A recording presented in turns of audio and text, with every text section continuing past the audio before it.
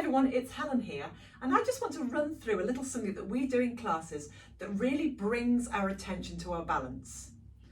I'm a big fan of working on balance, and as I've always said, balance isn't about standing on one leg, being really still. It's being able to balance whilst we're moving, because that's how we work. That's how the body naturally works. So standing as if you've got a book on your head is all well and good, but that doesn't really translate into what we do in our everyday life. So being able to balance and recover from imbalance is the thing that we're really looking for. So this is a little exercise we do that really focuses our attention to our balance.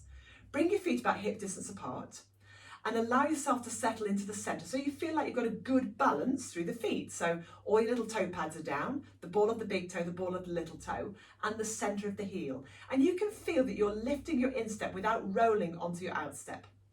Notice that the muscles in the legs are lightly engaged, perhaps a slight lift of pubic bone, so we've got that sense of having our hip bones facing forward, a length in the back, ribs are soft, hands just rest to the side naturally, shoulders rest naturally, and the chin is slightly drawn back. And just notice how that feels. Breathe smoothly, don't need to do anything. Now from here, simply close the eyes.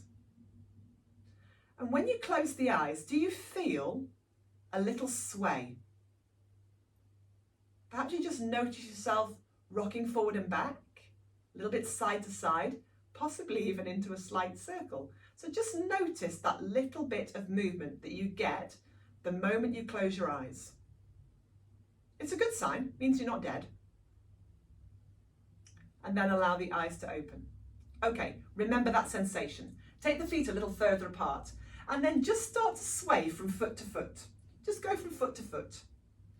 Now I want you to spend long enough that your body has to catch that balance. So the way I always refer to this is if you were on a roller coaster and you got to the top of your roller coaster, there's a moment, isn't there, where you could either go forward or backwards. Hopefully we go forward, that's the way the roller coaster works. But there's a moment where we just hover, we hang in space.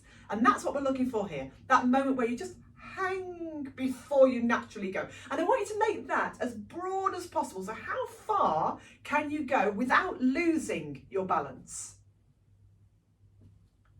And then just hold the balance and then take the leg forward and back, or sweep it around, or just do something with it so that we're not standing still. Maybe we've got some movement in the ribs, maybe turn the head, but we're just brushing that leg around and then go back to your balance. So from side to side until you're ready to catch that balance on the other side.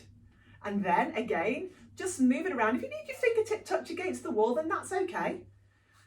But just move it around, maybe turn the head, recover from your wobbles, and then go back side to side, and then bring it back to center, bring the feet back to center, back to your start position, find your balance, and close your eyes. Notice again the connection of the feet down into the floor, the lift of the crown of the head. And notice now, do you feel like you're moving less? Do you feel just a little bit more centered, a little bit more stable?